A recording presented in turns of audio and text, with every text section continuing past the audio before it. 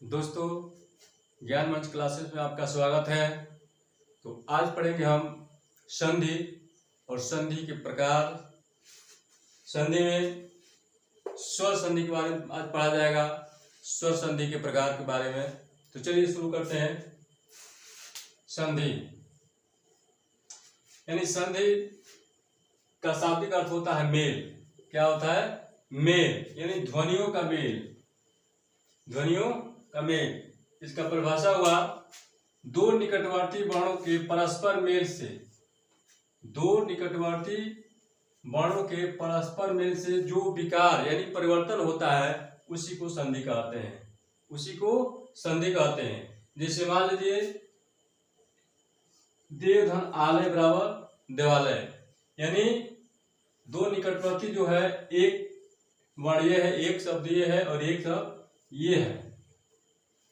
यानी ये पहला शब्द का लास्ट अक्षर और दूसरे का ये पहला, दोनों का जो मेल खाता है। यहाँ जैसे देव में है अ, व में होता है अ और आ, व और आ मिलकर हो जाता है वा, यानी देव धन आलय बराबर देवालय। उसी तरह जगत धननाथ बराबर जगन्नाथ। आगे चलते हैं संधि के भेद के बारे में। यानी संधि के तीन भेद होते हैं। कौन कौन? तो स्वर संधि, व्यंजन संधि और विसर्ग संधि। कौन कौन संधि होता है? तो स्वर संधि, व्यंजन संधि और विसर्ग संधि। तो हम आज चर्चा करेंगे स्वर संधि के बारे में। यानी दो स्वरों के मेल से जो विकार परिवर्तन होता है उसको हम स्वर संधि कहते हैं। फिर से, दो स्वरों के मेल से जो विकार उत्पन्न होता है उसको हम स्वर संधि कहते हैं। अब चलते हैं स्वर संधि के प्रकार के बारे में।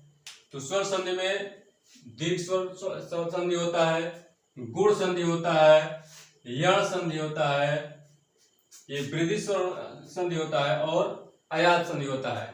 यानी दीर्घ, गुण, वृद्धि, यण, आयात, यही 5 संधि होता है स्वर संधि में। तो हम दीर्घ के बारे में चर्चा होगी, यानी जिसमें अ, आ, ई, उ। उसके बाद अगले वर्ण में अगर आ, ई, उ आए तो दोनों के मेल से उत्पन्न जो विकार होता है आ, बड़ी और बड़ा उ, ये हो जाता है। जैसे किसी भी शब्द में अगर देखेंगे, सबसे बढ़िया ये ट्रिक ये है कि आप जो है आ देखिए, बड़ी ई देखिए और बड़ा ऊ देखिए।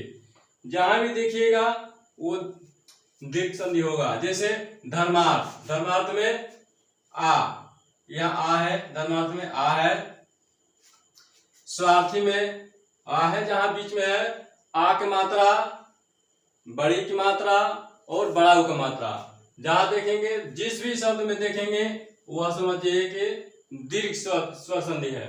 इसमें है देवार्थना में आ, यह है वीरांगना में आ, सत्याग्रह में आ, देवागमन में आ, परीक्षार्थी में आ, छा में है, रविंद्र में बड़ी की मात्रा, रविंद्र में ई, गिरीश में ई, रजनीश में ई।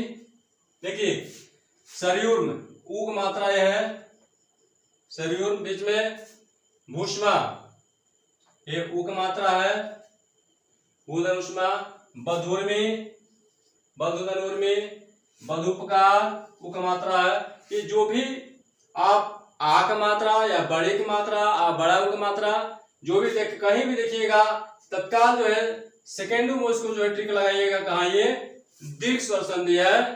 आगे चलते हैं। आगे देखिए गुण संधि। गुण संधि में ओ आ के बाद, ओ आ के बाद अगर ई, उ या री आवे तो उसको ये परिवर्तित होते हैं ए, ओ, अर। यानी जहां भी शब्द में आप ए, ओ और अर देखेंगे समझिएगा कि ये गुण संधि है।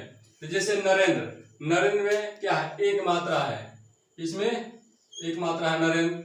सुरेंद्र में भी एक मात्रा है। यानी जहां एक मात्रा, ओ की मात्रा और अर आ जाए तो समझिएगा कि गुण संधि है। तो परमेश्वर में देखिए ए, उमेश में ए, कमलेश में ए, जलोर्मी में देखिए ओ, जलोर्मी में ओ, महोदय महोदया में ओ, आगे है महोत्सव में ओ का मात्रा है। राजर्षि, देखिए राजर्षि ये अर है, राजा ज और ये आधा र है, तो ये राजर्षि में अर है, ब्रह्मर्षि में अर है और महर्षि में अर है।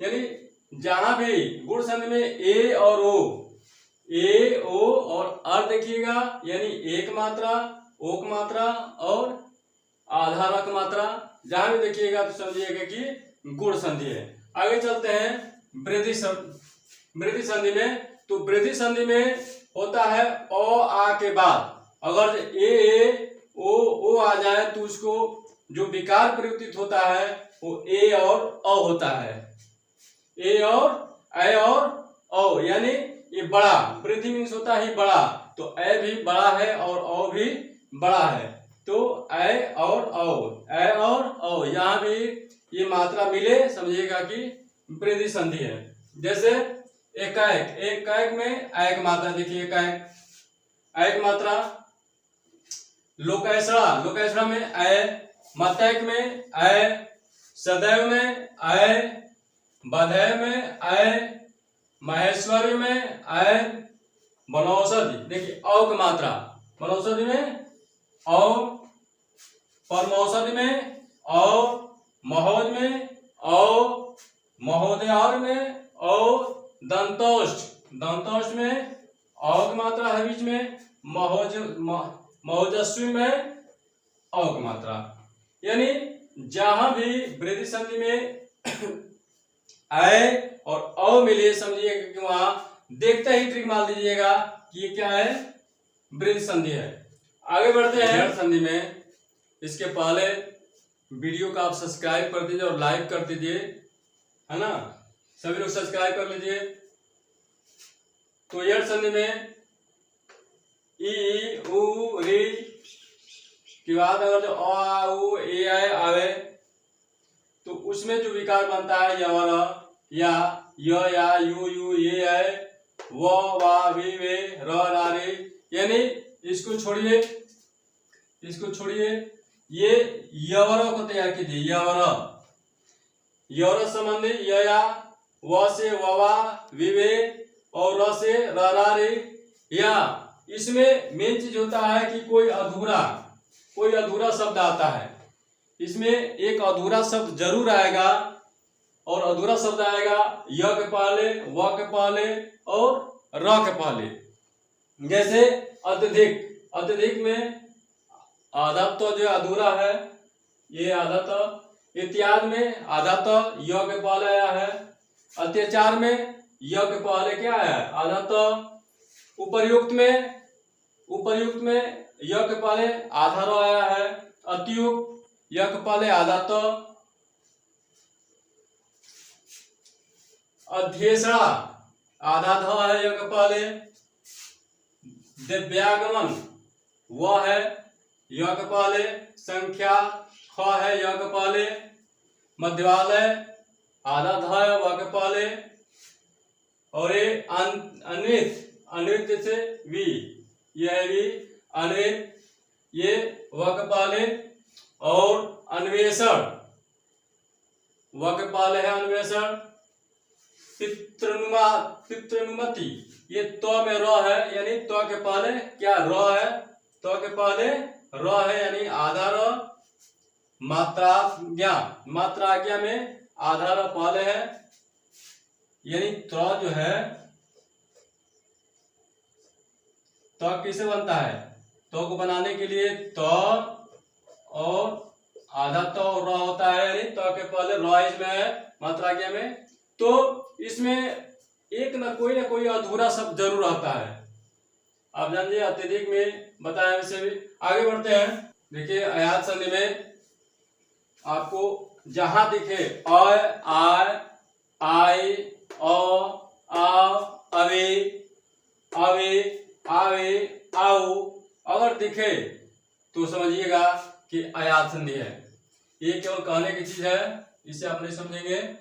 यहाँ देखिए अय, जैसे नयन में नयन, इसमें क्या अय, नौ में अ है और नौ में अ है और य, तो अय हो गया। शयन में स में अ है और य, क्या हो गया, आय हो गया, यानी नयन में आय है, शयन है, नायक आय, ये आय हो गया नायक। गायक, इसमें आय हो गया। नायिका, नायिका में आय, ये आय हो गया नायिका। गायिका में आय हो गया। उसी तरह भावना, भावना, गविनी, पावन, भावन, नाविक, इसमें सब में आव, अवि, आव, आव, नावि, यानी आवी इसमें आ रहा है। तो इसको ध्यान में रखते हुए जब समझेंगे, इसको आप समझ जाएंगे आज में। तो आप जो भी सब्सक्राइब नहीं किए होंगे सब्सक्राइब कर लीजिएगा, लाइक कर लीजिएगा और शेयर कीजिएगा।